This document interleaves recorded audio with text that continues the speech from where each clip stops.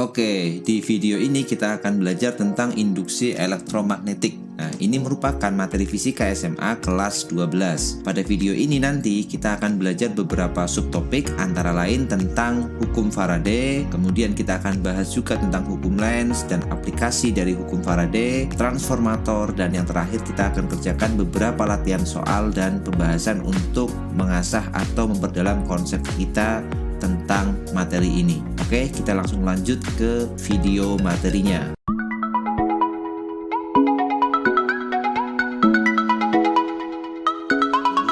Sebelum membahas GGL induksi atau induksi elektromagnetik itu, kita perlu tahu dulu apa yang disebut sebagai flux magnetik. Ini mirip sama flux listrik ya pada hukum Gauss itu. Jadi flux magnetik itu simbolnya itu V seperti ini ya. Jadi dia pakai simbol V kayak gini. Definisinya adalah flux magnetik itu perkalian titik antara medan magnet dengan luasnya, luas yang ditembus oleh medan magnet itu. Nah, definisi luas itu kayak gini nih. Coba kita lihat gambar A ya. Jadi ini ada medan magnet yang digambarkan sebagai anak panah seperti ini, dia menembus suatu luasan ini. Nah, luasan yang ditembus oleh medan magnet itu A yang ada di sini. Ini besarannya besaran vektor ya. Kemudian B-nya juga besaran vektor. Tetapi flux itu dia besaran skalar ya. Flux itu satuannya nanti ini Weber. Atau Weber itu akan sama dengan Tesla meter ya. Tesla meter kuadrat itu sama.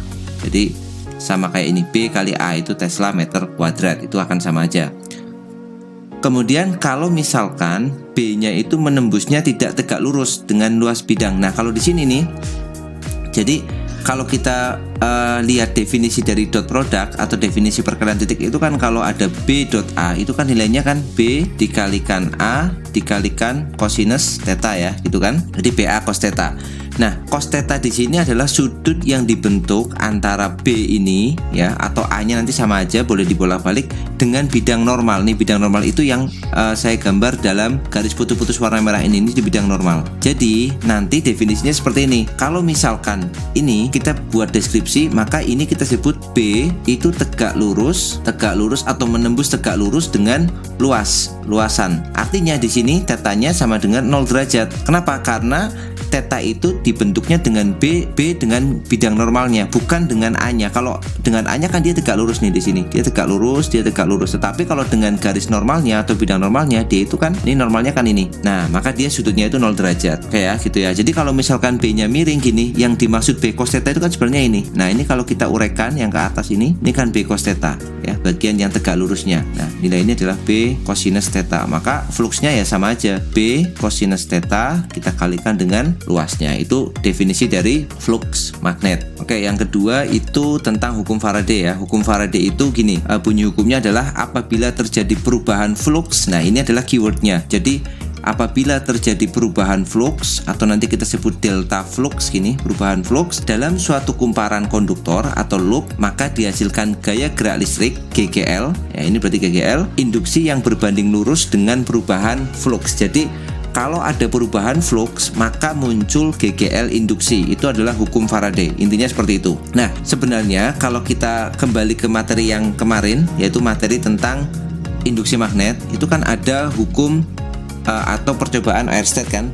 Kalau ada arus, maka di sekitar arus itu kan muncul medan magnet yang sudah dijelaskan oleh hukum Biot-Savart kan, pada kawat lurus, kawat melingkar, solenoid, toroid kan. Faraday itu kebalikannya. Jadi Faraday itu menyatakan bahwa kalau misalkan ada arus itu ada medan magnet, maka semestinya kan kalau ada medan magnet harus muncul arus kan, kayak gitu logikanya. Nah, ternyata Faraday melakukan percobaan seperti ini percobaannya. Jadi Faraday itu menggunakan kumparan seperti ini ya, kawat yang dililit-lilit, kemudian kumparan ini disambung dengan galvanometer. Jadi galvanometer ini untuk mengetahui ada atau tidaknya arus. Ternyata pada saat magnetnya ini dimasukkan ke dalam, jarum kumparannya itu akan bergerak, akan berdefleksi atau akan menyimpang ya. Jadi kalau dia nggak punya arus kan dia nol kayak gini. Ini berarti nggak ada arus yang lewat. Ternyata kalau ini dimasukkan, jarumnya menyimpang ya, bisa ke kanan bisa ke kiri. Nanti kita akan analisis bagaimana penyimpangan jarum ini. Kalau misalkan dikeluarkan, dia juga akan menyimpang. Jadi pada saat dimasukkan menyimpang, pada saat dikeluarkan menyimpang. Tetapi kalau medan magnet ini kita biarkan di dalam, maka tidak akan menyimpang. Artinya nggak ada arus. Nah, jadi kenapa kok pada saat masuk itu menyimpang, pada saat keluar itu menyimpang, sedangkan pada saat di dalam kumparan itu dia tidak menyimpang? Alasannya adalah ini GGL induksi. GGL induksi itu nanti kita simbolkan dengan gini, induksi. Induksi itu muncul kalau, jadi kuncinya adalah muncul kalau adanya perubahan flux. Jadi fluxnya harus berubah. Ingat tadi, flux itu kan definisinya kan kalau kita pakai persamaannya lengkap itu kan B dikalikan A dikalikan cos theta ya, kalau kita menggunakan persamaannya lengkap. Jadi perubahan flux itu nanti bisa kita atur dengan mengubah B-nya, medan magnetnya, mengubah luasnya, atau mengubah orientasi sudutnya. Jadi bisa B-nya yang diubah, itu juga akan menghasilkan GGL. A-nya yang dirubah, itu juga akan menghasilkan GGL. Atau sudut orientasi tetanya tadi yang dirubah juga akan sama-sama menghasilkan GGL. Yang penting dia ada perubahan flux. Kalau ada perubahan flux, maka dia akan muncul arus tegangan induksi atau GGL induksi kayak gitu. Jadi pada saat masuk tadi, pada saat dimasukkan itu ada perubahan flux. Apanya yang berubah? Medan magnetnya berubah. Semula medan magnetnya sedikit ya karena magnetnya masih di luar, kemudian dia dimasukkan, maka akan terjadi pertambahan medan magnet. Bertambah itu kan berubah juga kan? Karena ada perubahan maka muncul flux. Ada perubahan flux maka muncul GGL, maaf. Nah, karena ada GGL ini maka akan muncul arus induksi. Nah, arus induksi inilah yang menghasilkan si galvanometer itu menyimpang. Misalkan pada saat masuk kita misalkan menyimpangnya ke kanan, misalkan kayak gitu. Kemudian magnetnya dibiarkan di dalam. Kalau magnetnya dibiarkan di dalam, maka dia tidak akan berubah fluxnya. Medan magnetnya ada nggak? Ada. Karena ada magnet, tentunya ada medan magnet, tetapi dia nggak berubah. Ya statis saja, nilainya segitu. Nah, karena dia nggak berubah, maka fluxnya juga tidak mengalami perubahan. Jadi dia tidak ada perubahan flux. Karena tidak ada perubahan flux, maka tidak muncul GGL induksi pada saat dia stay di dalam. Kemudian magnetnya ditarik lagi keluar ya, tarik ke atas. Nah, pada saat ditarik ke atas, ada lagi perubahan flux. Dari mula-mula medan magnetnya banyak ya kan, kuat, ditarik, jadi medan magnetnya akan melemah kan, akan berkurang. Nah, berkurang itu kan juga berubah ya. Jadi ada medan magnet pada kumparannya berkurang. Ya namanya berkurang juga ada terjadi perubahan. Kalau ada perubahan, maka muncul GGL induksi. Nah, maka pada saat dia ditarik ke atas, magnetnya jarumnya juga akan bergerak. Nanti bergeraknya berlawanan. Kalau misalkan ke bawah, misalkan kita nyimpangnya ke kanan, maka pada saat dia ditarik ke atas, dia menyimpangnya ke arah yang sebaliknya, ke arah kiri. Nah, jadi selalu berlawanan seperti itu. Nah, mengapa berlawanan? Nah, kita akan pelajari pada materi selanjutnya, yaitu hukum Lenz. Sebelum ke hukum Lenz, kita tentukan dulu persamaannya ya. Persamaan untuk GGL induksi itu ini kalau kita nyatakan secara matematik ya. Jadi E induksi itu persamaannya adalah minus N delta flux per delta T. Nah, jadi boleh pakai kalau misalkan dia perubahan fluxnya itu perubahan yang kontinu, ini juga pakai ini boleh minus N d flux dt ya. D flux dt itu artinya turunan flux terhadap waktu. Nah, di sini kenapa ada tanda negatif di sini? Nah, tadi ya. Jadi kalau ternyata nanti GGL induksi itu atau arus induksi yang muncul itu nilainya selalu berusaha melawan ya. Arus induksi itu harus menghasilkan medan magnet yang melawan medan magnet yang diberikan dari luar. Nah, tanda minus itu menyatakan itu. Ini nanti yang akan dijelaskan oleh hukum Lenz itu. Nanti dalam perhitungannya kita boleh abaikan tanda negatif ini. Jadi tanda negatif itu artinya tadi itu hanya melawan aja ya, berusaha untuk melawan. Supaya apa? Sebenarnya yang terjadi itu supaya kondisi medan magnet dalam kumparan itu tetap. Ya, jadi misalkan kayak gini tadi. Pada saat dia masuk, ya kan, dia kan berusaha akan menambah medan magnet. Itu medan kumparannya itu nggak mau ditambah. Ya, jadi secara mudah kita bisa analisis kayak gitu. Kumparannya nggak mau ditambah. Makanya apa? Dia harus menghasilkan medan magnet yang melawan medan magnet yang dari luar. Kemudian dia masuk, medan magnet di dalam sudah bertambah banyak, kemudian ditarik keluar. Dia juga nggak mau. Kalau ditarik keluar, dia juga nggak mau, secara alamiah nggak mau. Pengennya ya sudah banyak ya banyak aja gitu. Pada saat ditarik keluar, maka dia akan menghasilkan medan magnet yang arahnya berusaha menarik supaya dia nggak keluar kayak gitu. Jadi pada saat masuk dia berusaha menolak, pada saat dikeluarkan dia berusaha menarik. Nah, itu adalah inti dari hukum Lenz itu. Sebenarnya secara sederhana bisa kita gambarkan kayak gitu. Oke, jadi hukum Lenz itu kalau secara definisi atau pernyataannya adalah seperti ini. Arah arus induksi dalam suatu kumparan adalah sedemikian rupa sehingga medan magnet yang dihasilkan arus tersebut melawan perubahan flux penyebabnya. Tadi ya, pada saat dia dimasukkan, maka kumparan ini harus menghasilkan medan magnet yang melawan nih. Utara kan keluar medan magnetnya, maka dia harus jadi utara. Kalau misalkan didekatkan utara, dia harus berusaha melawan, atau secara gampang kita nyatakan aja harus berusaha menolak gitu aja ya. Jadi pada saat dia masuk dia menolak, maka ini harus jadi kutub utara ya. Berusaha menolak atau melawan perubahan flux penyebabnya. Kemudian pada saat dia keluar, pada saat dia dikeluarkan, pokoknya harus kebalikan, melawan perubahannya. Maka kalau dikeluarkan medan magnetnya akan menjadi lebih sedikit, maka nggak boleh, maka dia harus ditarik. Maka kalau pada saat dia keluar kutub ini utara, maka pada kumparan ini harus jadi kutub selatannya. Jadi selalu menarik kayak gitu, masuk ditolak, keluar ditarik. Jadi untuk menggampangkannya kita bilang gitu aja, masuk itu dia ditolak, keluar dia akan ditarik. Maka gambarnya seperti ini ya. Kalau misalkan dia keluar, ya ini harus jadi kutub selatan. Pun sama, misalkan kita buat kumparannya dengan misalkan kayak gini. Ini ada kumparan yang kita dekatkan, ini kutub selatan dulu, kutub selatan, kemudian ini utara. Pada saat dia masuk harus ditolak, maka yang ini, bagian yang atas ini dia harus jadi kutub selatan, yang ini harus jadi kutub utara. Maka arusnya akan mengalir gimana? Ya kita gunakan aturan genggaman tangan kanan itu ya. 4 jari itu menggambarkan arus, kemudian ibu jari kita menunjuk kutub utara. Jadi utaranya kan di bawah, maka jempolnya ke bawah, 4 jarinya berputarnya kemana? Berputarnya itu ke arah kiri. Jadi dia mutarnya ke arah kiri sana. Misalkan bagian depannya ini ya, ini bisa ke kiri sini. Nah, menggunakan aturan genggaman itu. Nah, ke kiri kayak gini berarti ini sedang ke sini, maka ini ke kanan. Nah, maka arah arusnya ini arah arus induksinya seperti ini. Oh, ke arah kiri ya, ke arah kiri. Iya betul, udah. Kiri, kemudian dia masuk kiri. Ya, oke. Kemudian pada saat dia ditarik, pada saat ditarik keluar, oke, ini kita copy aja. Oke, pada saat dia ditarik keluar, maka dia juga harus berusaha menarik. Nah, pada saat dia ke atas ke sana, nggak boleh dia keluar. Maka yang ini harus jadi kutub utara, yang ini harus jadi kutub selatan, kebalikannya. Jadi seperti ini. Yang atas dia nanti harus jadi kutub utara karena harus ditarik, yang bawahnya dia harus jadi kutub selatan. Bagaimana arah arusnya? Ya pakai genggaman tangan kanan lagi. 4 jari itu menunjukkan arah arus, arah ibu jari kita menunjukkan arah utara. Berarti utaranya ke atas, jadi alirannya atau arah arusnya itu ke kanan kayak gini. Nah seperti ini ke kanan, berarti ini ke arah kanan sana ya. Nah seperti itu. Jadi itu hukum Lenz. Nah di persamaan hukum Faraday ini, hukum Lenz itu diwakili oleh tanda negatif ini. Dia berusaha melawan arah medan magnet yang diberikan dari luar. Oke ya, jadi kita mulai aplikasi GGL induksi. Yang pertama, kawat digerakkan dalam medan magnet. Ini misalkan ada penghantar, ini penghantarnya AB, dia digerakkan dalam medan magnet yang dalam contoh soal ini kita gunakan medan magnetnya arahnya masuk ke dalam ini, cross kan. Nah nanti kawat ini kalau dia digerakkan, maka akan ada perubahan luas ya. Ingat, flux itu tadi sama dengan B dikali A dikali cos theta. Nah B-nya kan konstan, dia medan magnetnya nggak dirubah-rubah, maka B-nya fix ini. Kemudian dia digerakkannya lurus, nggak ada perubahan sudut, maka tetanya juga fix. Maka yang berubah di sini adalah A-nya. Ya, jadi pada kasus ini A-nya berubah. Karena A-nya berubah, luasnya berubah, maka terjadi perubahan flux. Kalau ada perubahan flux, maka muncul GGL. Nah, sekarang kita lihat dari mana luasnya berubah.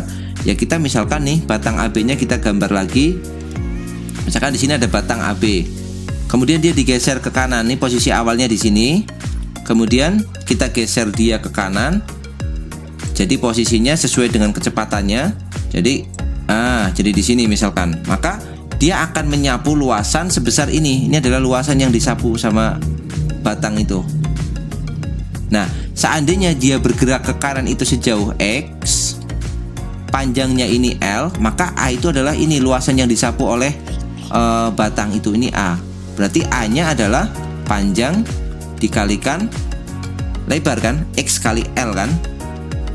Nah tadi definisi GGL induksi, ya minusnya kita abaikan, tanda negatifnya kan N dikalikan delta flux dibagi dengan delta T. Kawatnya cuma ada satu, maka N-nya 1. Kalau kawatnya misalkan banyak ya berupa kumparan atau apa, ya tinggal masukkan nilai N-nya. Delta fluxnya adalah delta dari ini, B-nya konstan, cos tetanya konstan, dia tegak lurus, berarti ini tetanya 0 derajat. Tetanya sama dengan 0 derajat, berarti cosnya itu 1. Maka yang berubah hanya A-nya, maka delta fluxnya bisa kita gantikan jadi kayak gini. Jadi ini tetanya 0 ya tadi ya. Maka delta fluxnya bisa kita ganti aja menjadi delta A. B-nya bisa dikeluarkan, delta fluxnya menjadi delta A per delta T. Bisa kita tulis lagi ya, delta A per delta. Kenapa? Karena delta flux itu kan berarti delta B kali A kan, karena cos tetanya 1 0 derajat. B-nya konstan, maka dia nggak usah dideltakan, keluar aja. Maka di dalam tinggal delta A. Padahal A itu X kali L, berarti B dikali X kali L ya, delta A-nya kan ini kan, mula-mula dia di sini, ini delta A aja. Kita tulisnya delta A aja di sini. Jadi delta A itu kan panjang dikalikan lebarnya, berarti B dikali X dikali L dibagi dengan delta T. Nah, jarak yang ditempuh X dibagi dengan delta T itu kan kecepatan. Berarti B-nya itu bisa kita gantikan B dikali V dikali L. Ya, maaf, induksinya bisa kita ganti B dikali V dikali L, atau ditulis B dikali L dikali V dibalik aja. Nah, ini adalah GGL induksi yang ditimbulkan oleh kawat yang digerakkan dalam medan magnet seragam kayak gitu atau homogen. Arah arus induksi yang ditimbulkan oleh kawat ini kita bisa tentukan dengan menggunakan salah satu caranya adalah pakai analisis gaya Lorentz. Jadi kayak gini ya, misalkan kita punya kawatnya digerakkan ke kanan. Nah, ini kita fokus dulu di kawat. Kawatnya kita gerakkan ke arah kanan sesuai dengan apa namanya gambar yang di atas. Kemudian B-nya masuk ya. Di sini ada B yang arahnya masuk. Nah, untuk menentukan kemana arah arusnya atau arah arus induksinya itu ke arah mana, caranya kita tinjau elektron yang ada di dalam kawat ini. Nah, kita tinjau elektron. Jadi sama aja kita punya elektron yang sedang bergerak ke kanan dengan kecepatan V, dan dia berada dalam medan magnet yang arahnya masuk ke bidang atau cross seperti ini. Maka dengan menggunakan aturan tangan kiri kan, kalau elektron kita bisa tentukan gaya Lorentz-nya dengan menggunakan aturan tangan kiri kan. Ibu jari ke kanan, kemudian arah medan magnetnya masuk ke bidang, maka jari tengahnya akan ke arah bawah. Maka elektron ini akan mengalami gaya yang arahnya ke bawah ya, dengan menggunakan aturan tangan kanan pada gaya Lorentz. Maka F-nya akan ke bawah. Artinya kalau F-nya ke bawah berarti elektron ini akan berkumpul di bawah sini. Ya, F-nya di bawah berarti elektronnya akan kumpul di bawah. Elektron akan berkumpul di bawah. Nah, karena elektronnya itu akan berkumpul di bawah, otomatis bagian bawah itu akan lebih negatif. Maka kalau kita bisa gambarkan dia seolah-olah seperti baterai, nah ini hanya seolah-olah ya, seperti baterai, maka yang bawah itu lebih negatif, sedangkan yang atas itu lebih positif karena elektronnya berkumpulnya di bawah. Berarti ini seolah-olah kayak baterai kayak gini, dan dia dihubungkan dengan galvanometer kayak gini ya. Tadi ada galvanometer G. Maka ingat, arus listrik itu akan mengalir dari yang potensialnya lebih tinggi atau positif ke yang lebih rendah atau negatif. Arusnya akan mengalir seperti ini, I, kemudian I, kemudian dia turun ke sini ada I, ke sini, dan di sini di cabang I-nya kemana? Pada batang pengantar ini, I-nya arahnya ke atas kan? Ini arahnya ke atas kan? Nah, kalau kita kembali ke gambar tadi, berarti pada batang AB ini arusnya akan mengalir ya, arus induksinya akan mengalir dari B ke A. Kalau kasusnya seperti ini ya, jadi ini bukan harus seperti ini. Kalau misalkan B-nya keluar digerakkan ke kanan, maka arusnya akan mengalir dari B ke A. Akan mengalir dari B ke A. Kalau kasusnya dirubah, kita harus membuat analisis seperti yang tadi itu. Gayanya kemana, kemudian elektronnya akan berkumpul di mana, maka kita baru bisa tentukan arah arusnya dia akan kemana. Jadi ini arah arusnya akan mengalir dari B ke A. Nah, untuk mencari arah arusnya ya kita tinggal gunakan hukum Newton. Pakai GGL itu sama dengan I kali R, atau I-nya itu sama dengan GGL dibagi dengan R. Oke, ini adalah persamaan arusnya. GGL itu kan tegangan ya, volt gitu.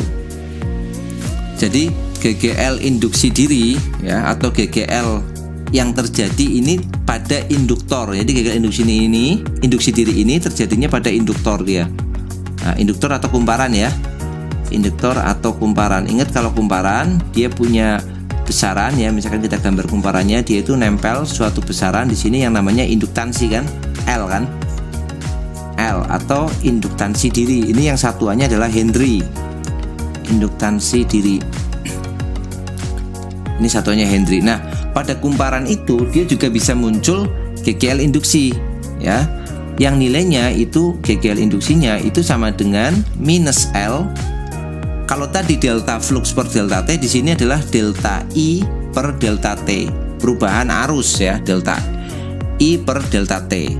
Atau kalau misalkan dia berupa fungsi ya, I-nya itu berupa fungsi waktu, maka boleh ditulis minus L DI dt, turunan I terhadap waktu. Tanda minus juga sama ya, berusaha melawan seperti yang di atas tadi, yang pada hukum Faraday tadi. Ini GGL induksi yang terjadi pada kumparan atau kita sebut sebagai induktansi diri, terjadinya pada induktor atau pada kumparan.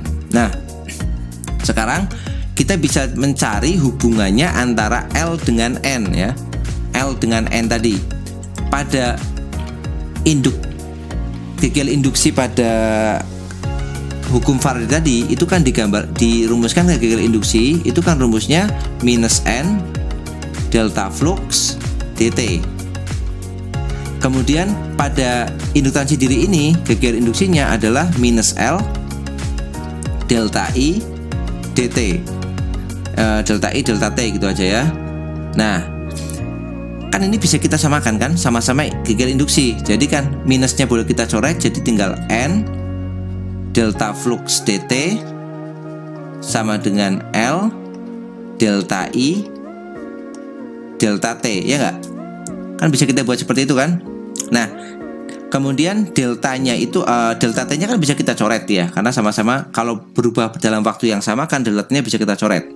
Nah, seandainya dimulai dari sama-sama tidak ada flux dan tidak ada arus, jadi kondisi awalnya itu 0, maka kan ini boleh ditulis sebagai apa? N dikali flux sama dengan L dikali I kan? Maka kita bisa menemukan hubungannya L dalam N. Jadi L itu sama dengan N dikali flux dibagi dengan I. Ini adalah menemukan induktansi diri dari suatu induktor kalau kita tahu jumlah kumparannya, kemudian tahu fluxnya atau perubahan fluxnya, kemudian tahu arus yang mengalir. Kita bisa dapat nilainya ini. L sama dengan N dikalikan flux dibagi I. Oke, kemudian kalau misalkan kita hubungkan dia dengan medan magnet yang ada pada kumparan. Ingat, pada kumparan dia punya medan magnet yang nilainya mu0 N I per L kan. Medan magnet pada kumparan itu kan dia punya persamaan mu0 N I per L. Nah, kita bisa tuliskan di sini B itu kan sama dengan mu0 pada kumparan ya, ini induktor itu kan kumparan. mu0 N dikali I per L. Nah, kita bisa hubungkan dengan menggunakan L-nya adalah ini. L-nya kan N flux dibagi I kan. Maka ini, atau kita ganti I-nya. I-nya itu apa berarti? N flux dibagi L ya. Kalau kita mau pakai I-nya aja yang digantikan, berarti I itu kan sama dengan N dikali flux dibagi dengan L, ya enggak? Jadi I-nya kan seperti itu. Maka kalau kita gantikan, berarti kita bisa dapat apa? B itu sama dengan mu0 dikalikan N dikalikan N flux, karena I-nya adalah N flux per L dibagi L lagi, berarti per L kuadrat ya kan? Berarti B-nya itu bisa kita tulis mu0 N kuadrat dikali flux dibagi dengan L kuadrat. Nah, ini persamaannya kita sampai ini aja. Oke. Kemudian dari persamaan terakhir itu, kalau fluxnya kita kembalikan ya, flux itu kan B kali A kan. Flux itu sama dengan B kali A. Maka bisa kita tulis lagi. Ini kan berarti mu 0 N. Oh maaf, ini L-nya L. Maaf, ini ada kesalahan nih.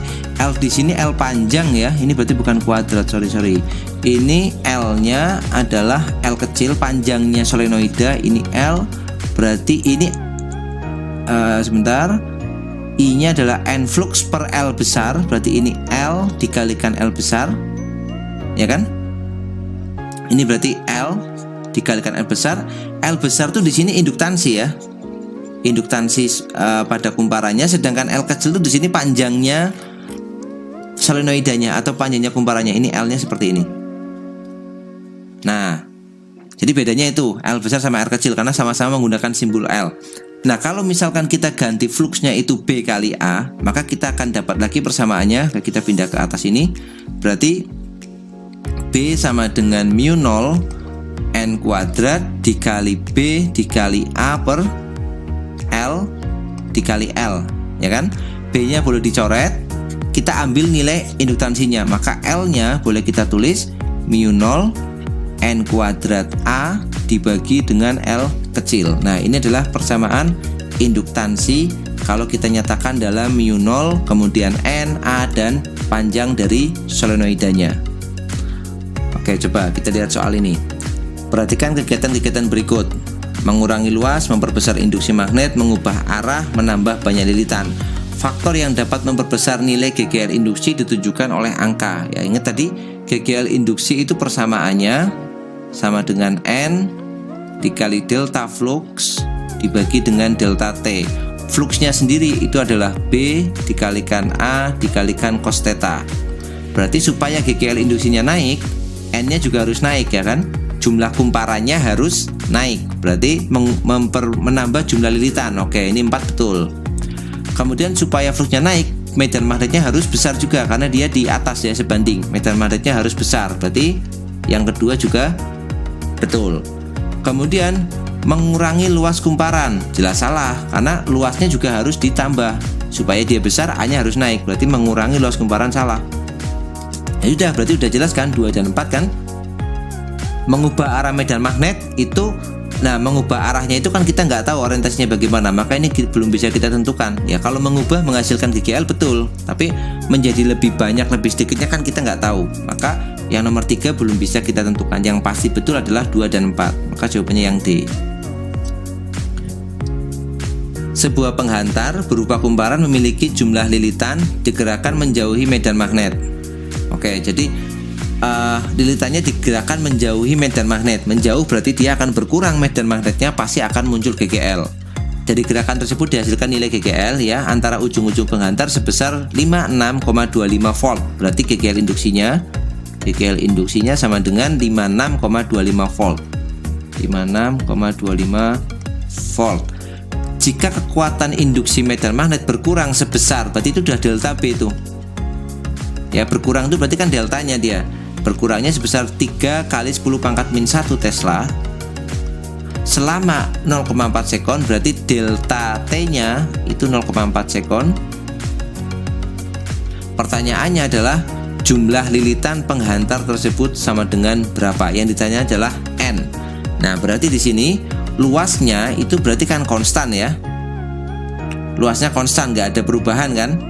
Berarti nanti GGL induksinya itu hanya dipengaruhi atau disebabkan oleh perubahan medan magnet. Oke, berarti GGL induksi persamaannya adalah persamaan aslinya kan negatif N ya, negatifnya kita tulis delta flux per delta T. Nah, GGL induksinya itu sama dengan, oh udah ada ya, nilai GGL induksinya itu 56,25 volt. Jadi ini 56,25 sama dengan N-nya itu dicari jumlah lilitannya, delta flux delta T-nya kita ganti dengan delta B per delta T karena yang berubah adalah medan magnetnya. Kemudian tinggal dimasukkan ya, 56,25 sama dengan N dikali delta B-nya udah ada tuh 0,3 dibagi dengan delta T-nya 0,4. Berarti N-nya sama dengan ini 3/4 ya, berarti 56,25 dikalikan 4 dibagi 3. 56,25 kali 4 bagi 3. 75 ya. Jadi ada 75 lilitan. Maka N-nya di sini kita isikan 75 lilitan. Maka jawabannya yang D. Kawat penghantar sepanjang 60 cm ditempatkan pada medan magnet 0,3 Tesla menembus bidang. Akibatnya muatan bergerak dengan kecepatan 3 meter per sekon tegak lurus dengan medan magnet. Jika penghantar dialiri arus sebesar 30 mA, resistor yang dihubungkan pada penghantar bernilai titik-titik. Nah, ini berarti GGL induksi pada kawat yang digerakkan dalam medan magnet tadi, yang gambarnya seperti ini. Ada kawat kemudian digerakkan dalam medan magnet, misalkan ke kanan V, misalkan medan magnetnya yang penting menembus bidang, berarti boleh keluar boleh masuk. Kita gambarkan aja dia masuk kayak gini, ini B. Nah, tadi kan kita punya nilai GGL induksinya berapa di sini? B L V kan, persamaannya kan B L V kalau kawat digerakkan dalam medan magnet seperti ini, ya kan? Berarti B-nya udah tahu kita 0,3 Tesla, kemudian L-nya juga udah tahu panjangnya 60 cm 0,6, digerakannya juga tahu 3. Berarti GGL induksinya sama dengan 0,3 dikali 0,6 dikali 3 ya. Berarti 0,9 kali 0,6. Berarti 0,54 ya. Berarti ini 0,54 volt GGL induksinya. Nah, dengan GGL induksi 0,54 volt ini ternyata menghasilkan arus 30 mA. Berarti I-nya itu 30 mA atau 30 per 1000 ampere ya, atau sama dengan 0,03 ampere. Pertanyaannya, berapakah resistor yang dihubungkan dengan rangkaian ini? Ini kalau kita hubungkan dengan resistor di sini. Nah, nilai resistornya itu berapa kayak gitu. Ini R-nya berapa? Ya, kita tinggal hitung dengan menggunakan hukum Ohm. GGL atau V sama dengan I kali R ya. 0,54 sama dengan 0,03 dikalikan dengan R. Berarti nanti kita dapat nilai R-nya yaitu 54 ya, dikalikan 100 semua, 54 dibagi 3 sama dengan R. Maka R-nya sama dengan 18 ya. 54 bagi 3 kan 18. Berarti ini 18 ohm. Oke, maka jawabannya yang A. Perhatikan gambar berikut. Nah, ini ada gambar kumparan, kemudian dia dimasuki oleh magnet. Utaranya masuk duluan, selatannya di atas dia. Sebuah kumparan dihubungkan dengan galvanometer yang peka atau sensitif ya. Jika arus mengalir dari A ke B, oke, galvanometer akan bergerak ke kanan. Oke, jadi kalau arus mengalirnya dari A ke B ini ke bawah, kemudian dari B berarti dia ke kanan ini, kemudian ke C, kemudian dia naik, maka galvanometernya akan menyimpang ke kanan. Jika kutub utara magnet dimasukkan kemudian dikeluarkan dari kumparan, jarum galvanometer akan bergerak. Oke, jadi dia dimasukkan lalu dikeluarkan. Jadi kita ambil dulu misalkan gambar kumparannya ya, supaya kumparannya sama. Kita akan buat di sini dulu. Pada saat masuk apa yang terjadi? Nah, oke, ini kita buat di sini. Kemudian ini adalah magnetnya. Kita pertama masukkan dulu magnetnya.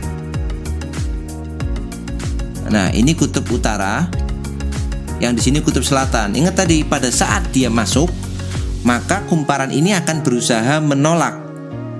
Menolak berarti yang di atas ini harus jadi kutub utara, karena harus menghasilkan medan magnet yang arahnya keluar sana. Yang ini harus jadi kutub selatan. Berarti utaranya di atas, selatannya di bawah. Maka kalau kita gunakan aturan tangan kanan, genggaman tangan kanan, berarti jempol kita atau ibu jari kita mengarah ke atas. Maka 4 jari kita itu akan putarannya ke arah kanan kan, seperti ini kan. Nah, seperti ini, ke kanan, ke kanan, ke kanan. Berarti ke arah kanan itu di sini kanan. Ya, oke, kanannya di sini. Berarti dia kalau dari atas, kita lihat dari atas ya. Ini kan muter ke arah kanan. Kanan, kemudian dia naik ke sini ya, berarti ya. Ini kan ikuti alurnya, berarti ke kanan, dia naik nih, berarti ke arah kiri kan, sini kan. Ini yang warna merah naik, berarti dia ikuti alur ini. Nah, maka arusnya dia akan ke kiri, ke D, ke A, kemudian ke B, kemudian dari B ke C. Maka pada saat dia masuk, arusnya akan mengalir dari A ke B. Artinya pada saat masuk ini, galvanometernya akan menunjukkan atau menyimpang ke arah kanan, karena mengalir dari A ke B. Gambarnya kayak gini nanti. Galvanometer akan menyimpang ke arah kanan. Itu pada saat dia masuk. Sekarang bagaimana kalau dia dikeluarkan? Oke, kita buat lagi kumparannya di sini. Sekarang kalau dia dikeluarkan, berarti kalau dikeluarkan kutub magnetnya masih sama, utara selatannya nggak berubah, berarti ini adalah kutub utara yang bawah. Oke, ini utara, yang atas selatan ya. Ini tadi masuk, sekarang ini keluar. Kalau dia dikeluarkan, maka kumparan itu akan berusaha mempertahankan fluxnya, mempertahankan jumlah medan magnetnya. Maka dia akan ditarik. Berarti kalau ditarik, maka ini akan jadi kutub selatan. Yang ini akan jadi kutub utara. Berarti arah ibu jari kita ke bawah, maka arusnya akan mengalir ke kiri kayak gini, ke kiri, ke kiri, ke kiri, ke kiri, ke kiri, ke kiri. Berarti ini asalnya dari sini kan? Ke kiri berarti dia asalnya dari atas ini. Nah, kan dia ke kiri kayak gini. Asalnya dari atas, berarti kalau dari atas ke arah kiri, maka kalau kita gambar pakai warna yang lain ya, warna biru, dari atas ke arah kiri sana. Nih, arahnya dari atas ke arah kiri. Berarti dia nanti turun di kumparan, berarti ini turun, kemudian ini akan ke arah kiri. Berarti arusnya dari C ke B, B ke A kan? Berarti kebalikannya. Dari C ke B, B ke A, maka kumparannya, galvanometernya akan menunjukkan penyimpangan ke arah yang sebaliknya, berarti ke arah kiri. Itu kalau dia dikeluarkan. Berarti kalau pertanyaannya dimasukkan dulu baru dikeluarkan, berarti dia akan bergeser ke kanan dulu, habis itu ke arah kiri. Maka mana? Ke kanan lalu ke kiri. Maka yang C jawabannya. Oke, soalnya masih sama ya. Perhatikan gambar berikut. Ini ada PQ, ini utara, berarti ini otomatis selatan. Oke, kemudian ketika magnet digerakkan mendekati kumparan, maka yang terjadi adalah, oke, pertanyaannya cuma pada saat dia mendekat. Ya, konsepnya masih sama. Kalau dia diberi medan magnet dari luar, maka akan berusaha ditolak. Berarti yang ini akan jadi kutub utara, yang sisi satunya pasti akan jadi kutub selatan. Kemudian kita tentukan arah arusnya dengan genggaman 4 jari dan 1 ibu jari itu. Utaranya ke kanan, berarti ibu jari menunjuk utara, berarti utara ke arah kanan, berarti 4 jarinya arusnya akan turun kan? Akan turun ya, turun. Sebenarnya kita cukup tentuin yang pinggir-pinggir aja. Ini turun, berarti kalau turun dia arusnya dari bawah kan, ini dari bawah naik, kemudian lewat belakang dia turun, maka arusnya kan kayak gini. Berarti ini kalau dirunut ke sini, kemudian ini ke sini, dan dia pasti turun kan? Nah, arusnya akan seperti ini nanti. Berarti nanti arusnya akan mengalir dari A ke B. Arusnya akan mengalir dari A ke B. Jelas jawabannya kalau enggak ini A ke B, atau kalau lihat seperti ini dari apa? Kalau lihat atasnya berarti arusnya mengalir dari kiri ke kanan kan, dia kan? Dari Q ke P, tapi kita lihatnya di galvanometernya dari A ke B. Nah, dari A ke B kemudian Q-nya akan jadi kutub apa? Didekati kutub ini, kutub utara, maka ini akan jadi kutub utara. Berarti Q-nya jadi kutub utara, kemudian arusnya akan mengalir dari A ke B. Ini yang B jawabannya. Berarti otomatis kalau kita keluarkan dia, maka yang ini akan jadi selatan. Selatan, yang ini akan jadi utara. Maka arusnya akan kebalikannya. Kalau keluar berarti arusnya akan ke bawah. Ini ke arah kiri, ini arah kiri, kemudian dia akan naik. Pokoknya kebalikan pada saat dia masuk kayak gitu. Tongkat konduktor sepanjang 1 meter berputar dengan kecepatan sudut tetap sebesar 10 radian per second di dalam medan magnet homogen 0,1 Tesla. Sumbu putaran tersebut melalui salah satu ujung tongkat sejajar dengan arah garis-garis gaya magnet dengan arah garis-garis gaya magnet di atas. Oke, GGL induksi yang timbul antara kedua ujung tongkat itu sebesar. Oke, jadi kalau kita buat ilustrasi kira-kira seperti ini. Misalkan kita punya tongkat ya, tongkat panjangnya misalkan L di situ. Ini satunya dipakai sebagai poros, kemudian dia diputar. Tongkat ini diputar dalam medan magnet yang arahnya tegak lurus dia. Sejajar dengan sumbu putar itu berarti tegak lurus dengan sapuan yang luasan yang disapu oleh tongkat itu. Ini misalkan lingkarannya seperti ini ya. Nah, sekarang kita lihat, anggap aja medan magnetnya masuk sama kayak tadi ya. Medan magnetnya ini masuk, ini adalah B. Oke, ini L. Ini panjangnya kita pakai L kecil aja biar nggak salah. Ini B. Nah, dia diputar, maka konsepnya mirip. Luasnya yang berubah, B-nya nggak berubah. Kemudian luasan yang disapunya yang berubah. Pada saat dia 1 kali putaran, dia akan membentuk luasan lingkaran kan? 1 kali putaran itu kan? berarti nanti GGL induksinya itu dari persamaan dasar tadi adalah minus N delta flux delta T. Oke, ini akan sama dengan minus N, N-nya cuma 1, ya minusnya nggak akan kita tulis lagi ya. Ini hanya arahnya berlawanan tadi, N-nya cuma 1 tongkat, berarti ini 1. Fluxnya yang berubah cuma arahnya, berarti ini B delta A per delta T. B-nya konstan. Nah, kalau dia berupa lingkaran, panjangnya ini L, berarti delta A-nya ini kan delta A, itu kan sama dengan luas lingkaran, Pi dikalikan dengan R kuadrat, ya kan? Dan R-nya di sini adalah panjang tongkatnya itu, berarti Pi dikalikan dengan L kuadrat, itu delta A-nya. Berarti GGL induksinya boleh kita tulis di sini adalah B dikali Pi dikali L kuadrat. Nah, sebenarnya sudah ketemu ini. Cuma di sini yang diketahui adalah omega ini, 10 radian per sekon itu kan omega. Satuannya radian per sekon, ini omega. Nah, berarti kita harus buat supaya muncul omega pada persamaan ini. Oh, ini masih dibagi delta T, maaf. Delta T-nya dalam satu putaran itu kan periode. Ya, satu kali berputaran kan namanya satu periode kan. Nah, untuk memunculkan omega kita kalikan dengan 2/2. Ya, dikalikan 1 sebenarnya kan. Satunya kita pilih 2/2 supaya apa? Supaya bentuknya bisa kita ubah jadi kayak gini. Jadi B dikali 2pi. Ya, 2pi-nya saya ambil nih, 2 sama pi kita satukan, 2pi dikali L kuadrat dibagi dengan T, ya T-nya saya bagi dengan ini aja kan sama aja kan, sisanya dikalikan setengah. Nah, 2pi dibagi periode itu kan omega ya, maka ini persamaannya bisa kita tulis jadi GGL induksinya itu sama dengan pakai yang terakhir, setengahnya taruh di depan, kemudian B dikalikan L kuadratnya taruh sini ya, omeganya kita taruh belakang. Nah, sama aja di depan belakangnya itu nggak masalah, ini biar lebih rapi aja. Maka GGL induksi pada kawat yang diputar itu nilainya setengah B L kuadrat kali omega. Nah, dengan menggunakan persamaan ini, di sini kita masukkan aja. Jadi GGL induksinya itu akan sama dengan setengah dikalikan medan magnetnya. Medan magnetnya 0,1 Tesla. Jadi ini kali 0,1 dikali L-nya panjangnya 1 meter, jadi 1 kuadrat dikali omega, ya kuadrat ya sudah ya, dikali omega, omeganya 10. Berarti sama dengan 10 kali 0,1 itu 1 dikali setengah, maka 0,5 volt. Nah, ini adalah GGL induksi yang muncul kalau kawatnya atau penghantarnya diputar, 0,5 volt yang A.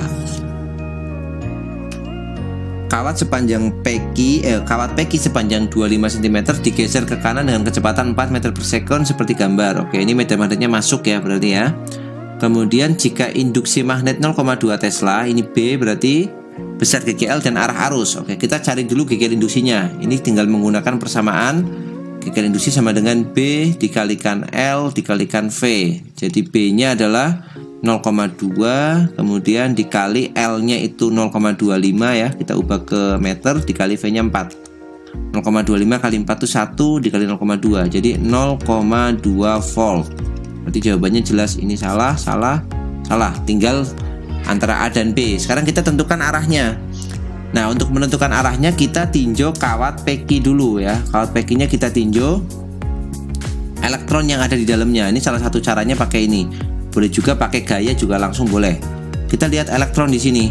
Elektron bergerak ke kanan dengan kecepatan V dalam medan magnet yang arahnya masuk. Kalau kita aplikasikan aturan tangan kiri ya pada gaya Lorentz, berarti V-nya ke kanan, B-nya masuk, maka dengan menggunakan tangan kiri kita akan dapat elektronnya akan bergerak ke bawah. F-nya akan ke bawah, artinya yang bawah itu akan banyak elektronnya, maka dia negatif kan, lebih negatif. Yang bawah lebih negatif karena ada elektronnya banyak, yang atas berarti lebih positif. Maka seolah-olah penghantar itu kayak baterai yang bentuknya seperti ini. Ini dihubungkan kayak gini. Nah, kita hubungkan kayak gini. Kalau misalkan ada baterai yang atas positif, yang bawah negatif, berarti arah arusnya dari positif ke negatif. Naik, kemudian ke kiri, turun, ke kanan, naik lagi. Berarti pada batang AB ini, batang PEKI ya, batang ini Q, ini P.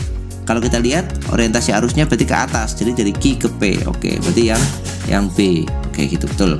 Kumparan terdiri atas 500 lilitan berbentuk persegi dengan sisi 15 cm. Medan magnet homogen diarahkan tegak lurus menembus kumparan. Apabila medan magnet berubah secara linear dari 0 menjadi 1 Tesla, berarti delta B-nya itu kan 0 menjadi 1 Tesla, berarti 1 Tesla kan. Kemudian luasnya A-nya itu sisinya 15 cm. Nah, ini harus dicari dulu luasnya. Persegi. Berarti luasnya kan sisi kali sisi. Berarti 15 kali 15 sama dengan 225 cm kuadrat ya. Kita ubah dia ke meter, berarti dibagi 10.000, berarti 0,0225 meter kuadrat. Kemudian waktunya 0,5 sekon, delta T nya 0,5 detik atau sekon. Nah, GGL induksinya ya udah lengkap kan, berarti GGL induksi itu sama dengan minus N minusnya nggak usah ditulis, N dikali delta flux dibagi delta T. N nya itu 500, flux itu B kali A, tapi yang berubah itu B nya, delta B, maka A nya tulis di luar, berarti 500 dikali A 0,0225 dikali delta B nya 1 Tesla dibagi dengan 0,5, maka kita dapat GGL induksinya itu sama dengan, oke, 500 nya ini nolnya diambil 2 buat di sini 12 ya, 2,25 coret dengan bawah jadi 2,5. Ini 5 nya dicoret, berarti 2 komanya di sini jadi 22,5 ya, jadi 22,5 volt ya. Nanti bisa diselesaikan dengan cara yang lain ya, boleh ya.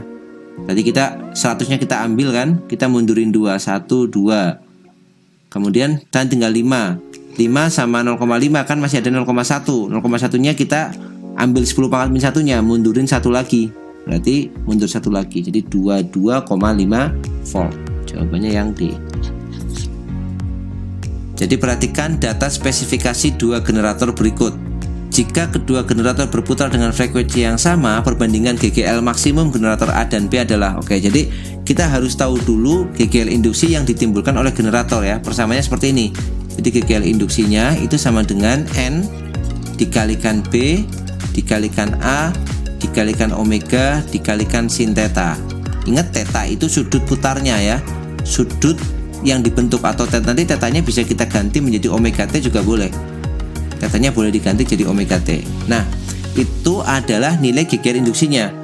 Ingat, kalau suatu fungsi itu ada sinnya ya, maka kalau dia maksimum, GGL induksi maksimumnya berarti terjadi pada saat nilai sinnya sama dengan sin maksimum, yaitu 1. Nilai sin paling tinggi kan 1 kan. Berarti GGL induksinya tinggal persamaannya adalah N dikalikan B dikalikan A dikalikan omega ya. Dengan omega itu masih sama, omega itu sama dengan 2πf atau 2pi per T atau 2pi dibagi T. Nah, omeganya boleh seperti ini.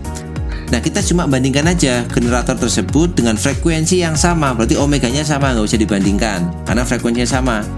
Perbandingan GGL maksimum antara A dan B, berarti omega sama, yang beda jumlah lilitannya beda, kemudian B-nya berarti beda. Nah, nggak ada spesifikasi A di sini ya, berarti kita anggap aja generator tersebut punya luas penampang yang sama, berarti kita tinggal bandingkan N sama B aja sesuai dengan data ini. Tapi dia sebanding ya, berarti E maksimumnya A dibagi dengan E maksimumnya B, karena sebanding tinggal NA dikali BA dibagi NB dikali B nya B. Yang NA itu 4000, kemudian B nya adalah 5 kali 10 pangkat min 2 dibagi yang B itu 5000 dikali B nya 3 kali 10 pangkat min 2. Oke, coretnya 4000 ya. Kita coret 4 banding 3.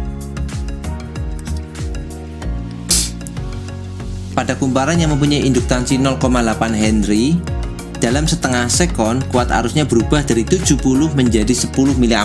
GGL induksi yang terjadi ini berarti GGL induksi pada induktor atau disebut sebagai GGL induksi diri. Persamaannya tadi apa? GGL induksi diri itu sama dengan minus L itu DI per dt, atau kalau pakai delta ya minus L delta I dibagi dengan delta T. Sama, tanda minusnya nggak usah kita perhitungkan, nggak apa-apa, dia hanya arah. Berarti GGL induksinya sama dengan L nya berapa? 0,8 Henry kan, sudah Henry berarti sudah SI. Kemudian delta I nya dari 70 menjadi 10. Langsung aja tulis delta I nya berapa? 70 menjadi 10 berarti 60 miliampere ya. 60 miliampere itu kalau dinyatakan dalam ampere berarti jawabannya milivolt. Berarti kita biarkan aja nih 60 miliampere dibagi dengan waktunya setengah sekon, berarti 0,5 sekon, udah SI ya. Berarti nolnya dicoret di sini, 0, sama-sama 0, dicoret boleh. 5-nya dicoret dengan 60 ya, dapat 12 kali 8. Berarti 12 kali 8 itu 96 ya. 96 ya, betul ya, 96 milivolt ya. Ya kan? Berarti kan nggak ada option yang sesuai ya. Oke, nggak ada jawabannya berarti ini ya. Yang betul jawabannya 96 milivolt atau MV gitu. Kumparan mempunyai nilai induktansi sebesar 5 milihenry. Jika arus listrik yang mengalir pada kumparan itu memenuhi persamaan I sama dengan 5 sin 400T, besar GGL maksimum. Nah, ini karena dia I-nya itu perubahannya continuous sesuai dengan fungsi ini, maka kita pakainya yang D tadi. Kalau yang atas kan perubahannya I-nya kan discrete ya, dari 70 menjadi 10. Kan jelas kan, 70 menjadi 10. Kalau ini kan dia dalam fungsi. Berarti nanti GGL induksinya itu sama dengan minus L, langsung aja pakai L ya. L dikalikan DI dt. Nah, kita pakainya pakai yang turunan ini, DI dt. Oke, kemudian L-nya itu adalah 5 milihenry, berarti 5 kali 10 pangkat minus 3 dikali DI dt, turunan I terhadap waktu. Turunkan ini 5 sin 400T. 5-nya kita tulis ya. Kemudian turunan sin itu cos, berarti cos 400T. Nah, masih kita kalikan dengan turunan dari 400T terhadap T, berarti kali 400. Oke, maka kita dapat jawabannya GGL induksinya itu sama dengan 5 kali 400, itu berarti sama dengan 2000 ya. 2000 dikali 5 10.000, 10.000 dikali 10 pangkat 10.000 dikali 10 pangkat min 3, berarti 10 pangkat 1 ya. 10.000 dikali 10 pangkat min 3 dikali cos 400T. Cos 400T berarti kita dapatnya ini 10 cos 400T. Oke. Nah, yang diminta itu GGL maksimum. Ingat, kalau dia mintanya maksimum berarti terjadi pada saat nilai cosnya itu 1. Jadi ini 1, baru dia akan jadi GGL induksi maksimum. Induksi max terjadi pada saat nilai cosnya atau nilai sinusnya itu 1, maka 10 ya. 10 volt. Nah, karena di sini ada jawaban yang positif dan yang negatif, berarti kan diperhitungkan ya. Maka kita pasang dari atas negatifnya. Tambahin negatif sesuai rumusnya, negatif, ini negatif ya. Turunan sin itu kan positif cos kan ya. Berarti ini positif kan? Maka yang ini tetap negatif, yang ini negatif, yang ini negatif. Maka jawabannya yang kita pilih yang negatif 10 volt karena dia minta ada negatifnya di sini. Ada yang negatif, ada yang positif kan? Maka kita pakai ini. Jadi negatifnya pasang aja dari atas. Kalau misalkan nanti fungsinya cos, turunan cos itu apa? Minus sin kan? Minus sin, maka kan minus kena minus jadinya positif, nanti tulis positif, positif, positif kayak gitu. Kumparan dengan induktansi 0,5 Henry, berarti ini L dialiri arus yang berubah-ubah sesuai persamaan I sama dengan minus 3T kuadrat plus 6T plus 8. Jika I dalam ampere dan T dalam sekon, GGL induksi 27 volt terjadi pada saat. Oke, jadi GGL induksi persamaannya adalah L DI dt. DI dt. GGL induksinya 27 volt ya. Kita nggak ada yang negatif-negatif di sini, berarti pakai positifnya aja 27. Kemudian L-nya itu 0,5. DI dt turunan I terhadap waktu, berarti minus 6T. Kemudian plus 6 kan? Minus 6T plus 6 atau 27 itu sama dengan kalikan, jadi minus 3T plus 3. Pindah ruas ke kiri, berarti ini Oke, ini berarti kita harus masukkan ya negatifnya supaya ada jawabannya kan dia kan. Kalau seperti ini kan jadi 3T sama dengan negatif 24 kan? Negatif 24 betul nggak? Berarti T-nya sama dengan negatif 8. Benar nggak ini? Nah, kalau dengan tadi L-nya itu nggak pakai minus, ternyata jawabannya negatif 8 kan? Waktu negatif kan impossible ya. Berarti kita pakai yang sesuai definisi aja. GGL induksi sama dengan minus L, pakai minus ya, berarti DI dt. DI dt berarti ini 27 sama dengan minus L-nya adalah 0,5 sama DI dt-nya turunan dari ini sama minus 6T, masih sama sebenarnya ininya. Hasilnya plus 6. Yang beda nanti plus minusnya nih, nanti menghasilkan T-nya yang berbeda. 27 sama dengan ini negatif kena negatif jadi positif kan? 0,5 kali 6 jadi 3T. Ini minus 0,5 kali 6 minus 3. Nah, pindah ruas ke sini. Minus 3-nya pindah ke kiri jadi 30 ya. 30 sama dengan 3T. Maka T-nya ketemu yang lebih masuk akal 10 kan? 10 sekon dan dia positif. Waktu pasti positif, maka jawabannya yang C. Nah,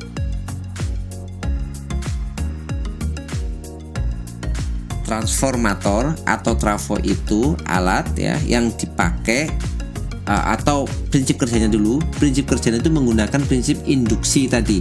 Ya, kalau kita lihat di sini, bagian trafo itu kalau kita gambarkan lambangnya dulu kayak gini nih. Ini ada lambang trafo. Jadi ada kumparan seperti ini, kemudian ada lagi kumparan lagi kayak gini. Nah, kumparan yang sebelah kiri itu misalkan kita hubungkan dengan sumber arus PLN. Supaya terjadi induksi, dia harus dihubungkan dengan sumber arus bolak-balik. Kalau dihubungannya dengan baterai seperti soal yang sebelumnya tadi, ya juga nggak akan terjadi apa-apa. Yang ini nggak akan muncul. Nah, karena ini dihubungkan dengan arus bolak-balik, terjadi perubahan arus ya kan. Arus bolak-balik kan arusnya naik turun tadi. Maka akan terjadi GGL induksi. Maka GGL-nya ini meskipun nggak nyambung, ini kan nggak nyambung nih kiri sama kanan. Maka di sini akan muncul tegangan yang akibat induksi dari tegangan yang bagian yang kiri. Nah, ini juga muncul tegangan di sebelah kanan di sini. Itu. Jadi ditransfer dari kiri ke kanan ini tanpa nyambung. Kalau kita lihat kan dia nggak nyambung nih kabelnya. Ditransfernya melalui induksi atau GGL induksi tadi. Nah, bagian yang sebelah kiri ini kita gambar ini bagian yang dihubungkan dengan PLN atau sumber pembangkit arus. Kita sebut sebagai bagian primer. Berarti ini primer nih. Yang sebelah kiri ini adalah bagian primer. Kemudian bagian yang sebelah kanan itu biasanya dihubungkan dengan alat-alat yang kita pakai. Nah, bagian yang dihubungkan dengan alat ini kita sebut sebagai bagian sekunder. Nah, ini bagian sekunder, kemudian yang kiri itu bagian primer. Oke, sekarang tadi pada bagian primer itu ada lilitan di sini. Nah, kita sebut sebagai N primer. Kemudian ada arus karena dihubungkan dengan sumber tegangan ini, maka kita sebut sebagai I primer. Dan tentunya ada tegangan V primer. Di bagian sekunder sama yang terhubung dengan alat ini, dia di sini juga ada jumlah lilitan sekunder, kemudian ada arus sekunder dan ada tegangan sekunder VS. Nah, seperti itu. Persamaannya untuk trafo itu yang pertama trafo ideal dulu. Persamaannya gini, NP per NS, ya jumlah lilitan primer dibagi sekunder sama dengan VP per VS sama dengan IS per IP. Nah, ini adalah persamaan untuk trafo ideal. Trafo ideal itu trafo yang selama terjadi induksi di sini itu nggak ada energi yang terbuang. Ya, ini trafo ideal. Nah, kalau trafonya trafo yang real, maka akan muncul persamaan efisiensi. Ada efisiensinya kalau real itu, ada yang terbuang berarti. Nah, efisiensi itu persamaannya adalah daya keluaran, ya, seperti sama daya output dibagi daya input. Daya itu kan P ya. Output itu berarti yang keluar itu sekunder. Input itu yang masuk berarti yang primer. Berarti ini bisa diganti P sekunder dibagi P primer. Ingat persamaan daya. Daya itu tegangan kali arus. Maka efisiensi ini kita pakai simbol. Efisiensi itu boleh ditulis daya itu tegangan dikalikan arusnya. Boleh kita tulis VS kali IS dibagi VP kali IP. Nah, ini adalah persamaan efisiensi. Kalau mau dalam persentase kita tinggal kalikan 100%. Nah, seperti itu. Kemudian yang penting lagi di trafo adalah trafo itu kita pakai atau digunakan untuk dua keperluan. Yang pertama, supaya tegangannya naik ya, dari PLN ini ke sini dia lebih tinggi lagi tegangannya, maka trafo yang seperti itu disebut sebagai trafo namanya step up. Step up itu fungsinya buat apa? Menaikkan tegangan ya, menaikkan tegangan. Nah, karena dia menaikkan tegangan, berarti tegangannya sekunder itu lebih gede daripada tegangannya primer. Yang kedua, trafo itu difungsikan untuk kebalikan fungsinya, menurunkan tegangan, atau kita sebut sebagai trafo step down. Step down itu berarti supaya tegangannya turun. Ini untuk menurunkan tegangan. Nah, berarti karena kalau dia trafo step down itu harus turun tegangannya, maka tegangan sekundernya harus kurang dari tegangan primer ya. Yang kita pakai harus lebih kecil daripada yang masuk. Oke. Nah, seperti ini. Oke, soal trafo yang pertama ini ya. Trafo step up mampu mengubah tegangan 25 volt menjadi 250. Berarti kita tentukan dulu mana yang primer, mana yang sekunder kan? Step up, menaikkan tegangan. Berarti tegangan sekundernya harus lebih tinggi. Maka yang primer 25 volt ya kan? Yang sekundernya yang 250 volt. Kemudian trafo itu punya efisiensi 80%. Nah, efisiensinya di sini 80%. Kumparan sekunder dihubungkan dengan lampu punya. Nah, kumparan sekunder berhubungkan dengan lampu. Berarti kan dia alat kan? Alat itu kan adanya di sekunder kan ini kan? Berarti ini adanya di bagian trafo yang sekunder. Berarti kita sudah tahu tuh dayanya 50 watt. Ini kan daya sekunder, berarti P sekundernya sudah kita tahu 50 watt. Pertanyaannya, kuat arus dalam kumparan primer. Ada efisiensi. Kita mulai dari persamaan efisiensi. Efisiensi itu sama dengan P sekunder dibagi P primer kali 100% ya. Berarti ini 80% sama dengan P sekundernya udah nggak usah kita cari karena sudah tahu 50 watt di sini. Berarti ini kita 50. Nah, P primernya yang kita buka. P primer itu V kali I. Berarti V primer kali I primer dikalikan dengan 100%. Oke, persennya dicoret. Berarti 8-nya 0-nya dicoret 1. 8/10 berarti tinggal 0,8 sama dengan 50 dibagi V primernya itu tahu 25. I primernya boleh kita cari. Yang dicari apa di soal? Kuat arus dalam. Oh ya sudah, ini kita cari I primer. Berarti ini 25-nya coret dengan 50 dapat 2. Berarti I primernya itu sama dengan 2 dibagi 0,8 ya. Berarti sama dengan 20/8. 5 per bagi 4 5 per 2 ya, 2,5 ya berarti ya. 2,5 ampere. Nah, kita dapat I primernya 2,5 ampere, yang B ya.